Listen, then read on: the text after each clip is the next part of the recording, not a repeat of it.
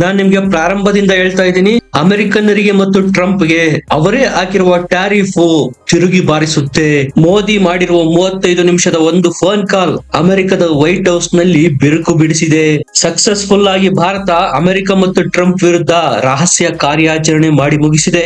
ಮುಲ್ಲಾ ಮುನೀರ್ ನನ್ನ white house ಗೆ ಕರೆದು ಊಟ ಹಾಕಿದ್ದರ ಪರಿಣಾಮ ಈಗ ಅನುಭವಿಸ್ತಾ ಇದೆ ಅಮೆರಿಕ. ಸದ್ಯ ಅಮೆರಿಕ ಮತ್ತು ಭಾರತದ ಸಂಬಂಧ 30 ವರ್ಷಗಳಲ್ಲೇ ಅತಿ ಕೆಳಮಟ್ಟಕ್ಕಿಳಿದಿರುವುದು. ಇದಕ್ಕೆ ಕಾರಣ ಏನು ಅಂತ ನಿಮಗೆ ಗೊತ್ತು? ಡೊನಾಲ್ಡ್ ಟ್ರಂಪ್ ರ 50% ಟ್ಯಾರಿಫ್. ಇದು ನಿಮ್ಮ ಕಣ್ಣಿಗೆ ಕಾಣುತ್ತೆ. ಇದರ ಹಿಂದಿನ ಕಿಡಿ ಪ್ರಧಾನಿ ಮೋದಿ ಒದಿಸಿರುವುದು 35 ನಿಮಿಷಗಳ ಟ್ರಂಪ್ ರ ಜೊತೆಗಿನ ಫೋನ್ ಕಾಲ್ ನಲ್ಲಿ. ಇದು ಭಾರತದ ಸ್ಪಷ್ಟ ಬದಲಾದ ವಿದೇಶಾಂಗ ನೀತಿಯನ್ನು ತೋರಿಸುತ್ತೆ. ನಮ್ಮ ಮೇಲೆಲ್ಲ ಸವಾರಿ ಮಾಡೋದಕ್ಕೆ ಬರಬೇಡಿ. ಇದು ಶುರುವಾಗೋದು 10 ಮೇ 2025. ಭಾರತ ಮತ್ತು ಪಾಕಿಸ್ತಾನದ ನಡುವೆ ಅಚಾನಕ್ ಸೀಸ್ ಫೈರ್ ಡಿಕ್ಲೇರ್ ಆಗುತ್ತೆ. ಪದೇ ಪದೇ ಸ್ಟೇಟ್ಮೆಂಟ್ ಕೊಡೋದಕ್ಕೆ ಪ್ರಾರಂಭ ಮಾಡ್ತಾರೆ. ಭಾರತ ಮತ್ತು ಪಾಕಿಸ್ತಾನದ ನಡುವೆ ಸೀಸ್ ಫೈರ್ ಮಾಡಿಸಿದ್ದೆ ನಾನು, 2 ಅಣುಶಕ್ತಿಗಳ ನಡುವೆ ಯುದ್ಧ ನಿಲ್ಲಿಸಿದೆ ಅನ್ನೋ ಮೂಲಕ ಇಲ್ಲದ ಕ್ರೆಡಿಟ್ ತೆಗೆದುಕೊಳ್ಳೋದಕ್ಕೆ ಪ್ರಯತ್ನ ಮಾಡ್ತಾರೆ ಟ್ರಂಪ್. ಆದ್ರೆ ಭಾರತ ಟ್ರಂಪ್ ರ ಈ ಯಾವ ಹೇಳಿಕೆಗಳಿಗೂ ಸೊಪ್ಪಾಕ್ಲಿಲ್ಲ, ಕ್ಯಾರೆ ಅನ್ಲಿಲ್ಲ. ರೆಡ್ ಲೈನ್ ಎಳೆದು ಬಿಡ್ತು, ಇದನ್ನ ಕ್ರಾಸ್ ಮಾಡೋದಕ್ಕೆ ಬರಬೇಡಿ. ನಮ್ಮ ಮತ್ತು ಪಾಕಿಸ್ತಾನದ ಯುದ್ಧ ನಿಲ್ಲಿಸುವಲ್ಲಿ ನಿಮ್ಮ ಯಾವುದೇ ಪಾತ್ರ ಇಲ್ಲ. ಇಲ್ಲಿಂದ ಶುರುವಾಯ್ತು ನೋಡಿ ಟ್ರಂಪ್ ಮತ್ತು ಮೋದಿ ನಡುವೆ ವಿರಸ. ಭಾರತದ ಸ್ಟ್ಯಾಂಡ್ ಕ್ಲಿಯರ್ ಆಗಿದೆ. ಕಾಶ್ಮೀರದ ವಿಚಾರದಲ್ಲಂತೂ ಯಾವುದೇ ಮೂರನೇ ವ್ಯಕ್ತಿಯ ಮಧ್ಯಸ್ಥಿಕೆಯನ್ನು ನಾವು ಸಹಿಸಲ್ಲ. ಕೆನಡಾದಲ್ಲಿ G7 ಸಮಿಟ್ ಆಗ್ತಾ ಇತ್ತು, ಅಲ್ಲಿಗೆ ಮೋದಿ ತೆರಳಿದ್ರು. ಅದೇ ಸಮಯದಲ್ಲಿ ಮುಲ್ಲಾ ಮುನೀರ್ ನನ್ನ ಟ್ರಂಪ್ ಅಮೆರಿಕದ ವೈಟ್ ಹೌಸ್ ಗೆ ಕರೆದು ಊಟಕ್ಕೆ ಹಾಕಿದ್ರು. ಆಗ ಟ್ರಂಪ್ ಮೋದಿಗೆ ಫೋನ್ ಮಾಡ್ತಾರೆ. ಒಟ್ಟು 35 ನಿಮಿಷಗಳ ದೀರ್ಘ ಸಂಭಾಷಣೆ ನಡೆಯುತ್ತೆ. ಇದೇ ಫೋನ್ ಸಂಭಾಷಣೆಯಲ್ಲೇ ಮೋದಿ ಕಡ್ಡಿ ಮುರಿದಂತೆ ತಬರಾಕಿ ಹಾಕ್ತಾರೆ ಟ್ರಂಪ್ಗೆ. ಪಾಕಿಸ್ತಾನ ಮತ್ತು ನಮ್ಮ ನಡುವಿನ ಈಗ ಡಿಕ್ಲೇರ್ ಆಗಿರುವ ಸೀಸ್ ಫೈರ್ ನಲ್ಲಿ ಯಾವುದೇ ಮೂರನೇ ಪಕ್ಷ ಭಾಗಿಯಾಗಿಲ್ಲ. ಭಾರತ ಇದರ ಬಗ್ಗೆ ಯಾವುದೇ ಮೀಡಿಯೇಟರ್ಶಿಪ್ ನ ಅಂಗೀಕಾರ ಮಾಡಿಲ್ಲ, ಮುಂದೂ ಸಹ ಮಾಡಲ್ಲ ಅಂತ ಸ್ಪಷ್ಟವಾಗಿ ಕಡ್ಡಿ ಮುರಿದಂತೆ ಹೇಳಿದ್ರು ಮೋದಿ. ಟ್ರಂಪ್ ಏನ್ ಅನ್ಕೊಂಡಿದ್ರು, ನಾನು ದೊಡ್ಡಣ್ಣ, ಸೂಪರ್ ಪವರ್. ಫೋನ್ ಮಾಡಿದ ತಕ್ಷಣ ಮೋದಿ ಗಡಗಡ ನಡ್ಗೋಗ್ಬಿಡ್ತಾರೆ. ಪಾಕಿಸ್ತಾನ ಮತ್ತು ಭಾರತದ ಸೀಸ್ ಫೈರ್ ಮಾಡಿಸಿದ್ದು ನಾನೇ ಅಂತ ಈಗಾಗ್ಲೇ ಹೇಳಿಕೊಂಡಿರೋದ್ರಿಂದ ಸಹಜವಾಗಿ ಮೋದಿನೂ ಸಹ ಅದನ್ನ ಎಂಡೋರ್ಸ್ ಮಾಡ್ತಾರೆ. ನನಗೆ ಧನ್ಯವಾದ, ಥ್ಯಾಂಕ್ ಯು ಹೇಳ್ತಾರೆ ಅಂತ ಎಕ್ಸ್ಪೆಕ್ಟ್ ಮಾಡಿದ್ರು.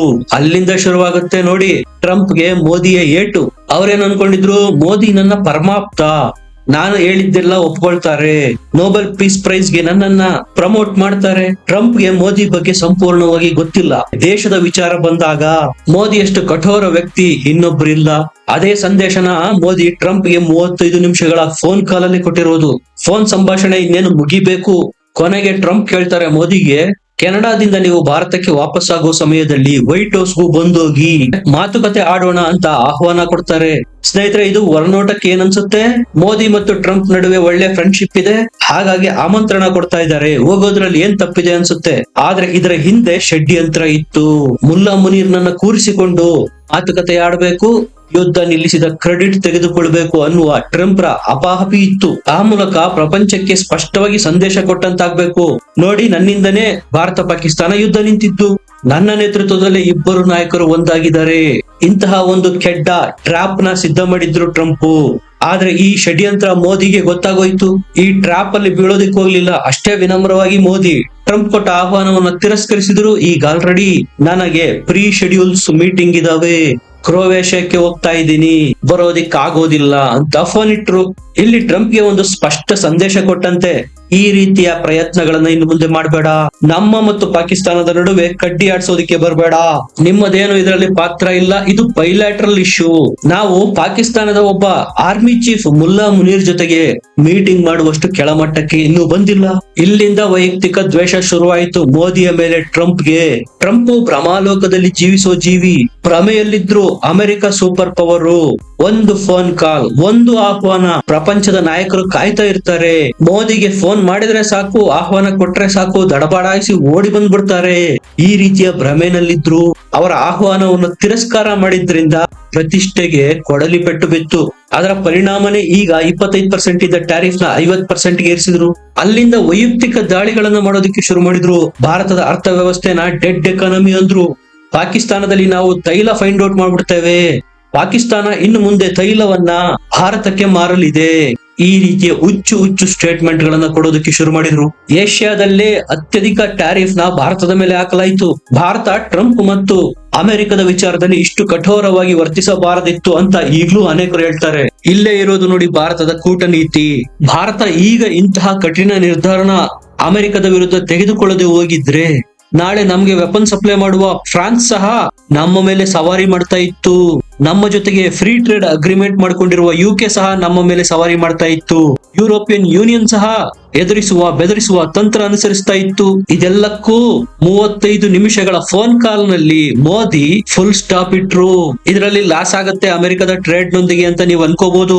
ನಮ್ಮ ಮತ್ತು ಅಮೆರಿಕದ ನಡುವೆ $80 ಬಿಲಿಯನ್ ಟ್ರೇಡ್ ಇದೆ. ಭಾರತಕ್ಕೆ ಲಾಸ್ ಆಗತ್ತೆ ಅಂತ ನಿಮ್ಗೆ ಅನ್ಸುತ್ತೆ. ನಮ್ಮ ಮತ್ತು ರಷ್ಯಾದ ನಡುವೆ $100 ಬಿಲಿಯನ್ ಆಯಿಲ್ ಟ್ರೇಡ್ ಇದೆ. ಆ $80 ಬಿಲಿಯನ್ ಟ್ರೇಡ್ ಅನ್ನ ನಾವು ಬೇರೆ ಕಡೆ ಸಹ ಶಿಫ್ಟ್ ಮಾಡಬಹುದು. ಈಗಾಗಲೇ ಆಫ್ರಿಕಾದ ದೇಶಗಳಿಗೆ ಮತ್ತು ಚೈನಾಕ್ಕೆ ಖುದ್ದು ರಷ್ಯಾನೇ ಹೇಳಿದೆ ಅಮೆರಿಕಕ್ಕೆ ಕಳಿಸೋ ಮಾಲನ್ನ ನಮಗೆ ಕಳಿಸಿ ಅಂತ. ಇನ್ನೇನು ಬೇಕು ನಿಮಗೆ? ಭಾರತಕ್ಕೆ ಬೇಕಾದ ಆಫರ್ ಕೊಡ್ತಾ ಇದೆ ರಷ್ಯಾ. 100% ಟೆಕ್ನಾಲಜಿ ಟ್ರಾನ್ಸ್ಫರ್ ಮಾಡ್ತೇವೆ, ಎಲ್ಲವನ್ನು ನಿಮ್ಮ ದೇಶದಲ್ಲೇ ಮ್ಯಾನುಫ್ಯಾಕ್ಚರ್ ಮಾಡಿ ನಿಮ್ಮಲ್ಲೇ ಉದ್ಯೋಗ ಸೃಷ್ಟಿ ಮಾಡಿ. ಈ ತರದ ಆಫರ್ ಯಾರು ಕೊಡ್ತಾರೆ ನಿಮಗೆ? ಈಗ ಟ್ಯಾರಿಫ್ ವಿಚಾರಕ್ಕೆ ಬರ್ತೇನೆ. ಯಾವ ರೀತಿ ಇದೇ ಅಮೆರಿಕಕ್ಕೆ ಬ್ಯಾಕ್ ಫೈರ್ ಆಗ್ತಾ ಇದೆ ನೋಡಿ. ಫೋರ್ಡ್ ಕಂಪನಿ ಒಂದು ಕಾಲದಲ್ಲಿ ಪ್ರಪಂಚದಾದ್ಯಂತ ಅತಿ ದೊಡ್ಡ ಮಾರ್ಕೆಟ್ ಶೇರ್ ಹೊಂದಿತ್ತು. ಈ ಹುಚ್ಚಪ್ಪ ಟ್ರಂಪ್ ರ ಟ್ಯಾರಿಫ್ ಇಂದಾಗಿ ಟೊಯೋಟಾ ಕಂಪನಿಗೂ ಸಹ ಕಾಂಪಿಟೇಷನ್ ಕೊಡೋದಕ್ಕೆ ಸಾಧ್ಯ ಆಗ್ತಾ ಇಲ್ಲ. ಫೋರ್ಡ್ ಈಗಾಗಲೇ ಭಾರತದಿಂದ ಕಾಲ್ ಕಿತ್ತಿದೆ. ಈಗ ಎಲ್ಲ ಬ್ರಾಂಡೆಡ್ ಅಮೆರಿಕದ ಕಂಪನಿಗಳ ಮೇಲೆ ಈ ಟಾರಿಫ್ ನ ಹೊರೆ ಮುರಿದುಕೊಂಡು ಬಿದ್ದಿದೆ. ಇದರಿಂದ ಅಮೆರಿಕಕ್ಕೆ ಬರೆ. ಅಮೆರಿಕದ ದೊಡ್ಡ ಕಂಪನಿ ನೈಕೆ, ಇದು sports brand. Nike shoe, Nike hat, Nike T shirts, track suits, ನಾನಾ ಪ್ರಾಡಕ್ಟ್ಸ್ ಇದಾವೆ ನೈಕಿದು. ಸ್ಪೋರ್ಟ್ಸ್ ನ ಆಕ್ಸೆಸರೀಸ್ ಮ್ಯಾನುಫ್ಯಾಕ್ಚರ್ ಮಾಡುವ ಅತಿ ದೊಡ್ಡ ಬ್ರಾಂಡೆಡ್ ಕಂಪನಿ ನೈಕಿ. ಟ್ಯಾರಿಫ್ ಹೊಡೆತದಿಂದಾಗಿ ನೈಕಿ ತನ್ನ ಪ್ರತಿಯೊಂದು ಪ್ರಾಡಕ್ಟ್ ಮೇಲೆ $5 ಹೈಕ್ ಮಾಡಿದೆ, ಜಾಸ್ತಿ ಮಾಡಿದೆ. ಇದು ಕೇವಲ ಅಮೆರಿಕದ ಕಸ್ಟಮರ್ಸ್ ಗೆ ಮಾತ್ರ ಅಪ್ಲೈ ಆಗೋದು. ಅದೇ ಭಾರತದಲ್ಲಿ ನೀವು ನೈಕಿ ಬ್ರಾಂಡ್ಸ್ ನ ಪರ್ಚೇಸ್ ಮಾಡಿದ್ರೆ ಅದೇ ರೇಟೇ ಇರುತ್ತೆ. ಅಮೆರಿಕದವರು $5 ಎಕ್ಸ್ಟ್ರಾ ಪೇ ಮಾಡಿ ಪರ್ಚೇಸ್ ಮಾಡಬೇಕಾಗುತ್ತೆ. Plus tariff separate. ಅದು ಮುಖ ಮುಲಾಜಿಲ್ದೆ ಹೇಳಿದೆ ನೈಕಿ ಕಂಪನಿ. ಟ್ಯಾರಿಫ್ ನಿಂದಾಗಿ ನಮ್ಮ ಮೇಲೆ ಹೊರೆಯಾಗಿದೆ, ಅದನ್ನ ನಾವು ಗ್ರಾಹಕರಿಗೆ ಟ್ರಾನ್ಸ್ಫರ್ ಮಾಡ್ತಾ ಇದ್ದೇವೆ, ಪರ್ಯಾಯ ಮಾರ್ಗ ಇಲ್ಲ, ಇದರಲ್ಲಿ ನಮ್ಮದೇನು ತಪ್ಪಿಲ್ಲ ಅಂತ ನೈಕಿ ಕೈ ತೊಳ್ಕೊಂಡ್ಬಿಟ್ಟಿದೆ. ಟ್ರಂಪ್ ವಾದ ಏನು? ಎಲ್ಲ ಪ್ರಾಡಕ್ಟ್ಸ್ ಗಳನ್ನ ನೈಕಿ ತಮ್ಮ ದೇಶದಲ್ಲೇ ಮ್ಯಾನುಫ್ಯಾಕ್ಚರ್ ಮಾಡಬೇಕು ಅನ್ನೋದು. ಅವ್ರಿಗೇನು ಹುಚ್ಚಿಡಿದ್ಯಾ? 1 to ಡಬಲ್ ಕಾಸ್ಟ್ ಕೊಟ್ಟು ಅಮೆರಿಕದಲ್ಲಿ ಮ್ಯಾನುಫ್ಯಾಕ್ಚರ್ ಮಾಡೋದಕ್ಕೆ, ಇನ್ನು ಮಾರೋದಕ್ಕೆ ಯಾವ ರೇಟ್ ಇಡಬೇಕು ಅವರು? ಈಗ ಹಾಕಿದೆ ನೋಡಿ ಬರೇನ ಅಮೆರಿಕದ ನಾಗರಿಕರ ಮೇಲೆ. ಇದರ ಸಾಲಿಗೆ ಅಡಿಡಾಸ್ ಸಹ ಸೇರ್ತಾ ಇದೆ. ಟ್ಯಾರಿಫ್ ಇಂದಾಗಿ ಅಡಿಡಾಸ್ ಮೇಲೆ $280 ಮಿಲಿಯನ್ ಎಕ್ಸ್ಟ್ರಾ ಬರ್ಡನ್ ಆಗಿದೆ. ಈ ಎಲ್ಲ ಲಾಸ್ ಅನ್ನ ಕಸ್ಟಮರ್ ನಿಂದನೇ ತುಂಬಿಕೊಳ್ಳೋದಕ್ಕೆ ಅಡಿಡಾಸ್ ಡಿಸೈಡ್ ಮಾಡಿ ಆಗಿದೆ. ಏನು ದುರದೃಷ್ಟ ನೋಡಿ. ಟ್ರಂಪ್ ಸರ್ಕಾರಕ್ಕೆ ಎಕ್ಸ್ಟ್ರಾ ಟಾರಿಫ್ ಕೊಡಬೇಕು. ನೈಕಿ, ಅಡಿಡಾಸ್ ನಂತಹ ಬ್ರಾಂಡೆಡ್ ವಸ್ತುಗಳನ್ನು ಪರ್ಚೇಸ್ ಮಾಡಿದ್ರೆ ಎಕ್ಸ್ಟ್ರಾ ದುಡ್ಡು ಪೇ ಮಾಡಬೇಕು. ಇದು ಅವ್ಯವಸ್ಥೆ ಟ್ರಂಪ್ ಮಾಡಿಟ್ಟಿರೋದು ಅಮೆರಿಕನರ್ಗೆ. ಸೆಕೆಂಡ್ ಹಾಫ್ ಅಲ್ಲಿ ಜುಲೈ ನಂತರ ಅಡಿಡಾಸ್ಗೆ ಆಗಿರುವ ಲಾಸು $280 ಮಿಲಿಯನ್. ಸಹಜವಾಗಿ ಆ ಲಾಸನ್ನ ತನ್ನ ತಲೆ ಮೇಲೆ ತೆಗೆದುಕೊಳ್ಳೋದಕ್ಕೆ ಸಾಧ್ಯ ಇಲ್ಲ, ಗ್ರಾಹಕರಿಗೆ ವರ್ಗಾಯಿಸಿದೆ ಅಷ್ಟೇ. ಮಾಡಿದ್ದು ನೋ ಮಾರಾಯ. ಟ್ರಂಪ್ ಅಣ್ಣನ ಹುಚ್ಚಾಟಕ್ಕೆ ಕಸ್ಟಮರ್ ಅದರ ಲಾಸ್ ನ ಬೇರ್ ಮಾಡ್ಬೇಕಾಗಿದೆ. ನೋಡ್ತಾ ಇರಿ, ಇನ್ನು ಮುಂದೆ ದಿನಬಳಕೆಯ ವಸ್ತುಗಳು ಅಮೆರಿಕದಲ್ಲಿ ಗಗನಕ್ಕೇರಲಿದೆ. ಆಗ ಟ್ರಂಪ್ ರ ಹಾರಾಟ, ಚೀರಾಟ ಭಾರತದಲ್ಲಿ ಕೇಳಿಸುತ್ತೆ. ನಿಮ್ಗೆ ಏನನ್ಸುತ್ತೆ? ಕಮೆಂಟ್ ಮಾಡಿ, ಲೈಕ್ ಮಾಡಿ, ಚಾನೆಲ್ ನ ಸಬ್ಸ್ಕ್ರೈಬ್ ಮಾಡಿ. ಮತ್ತೆ ಸಿಗೋಣ. ನಮಸ್ಕಾರ.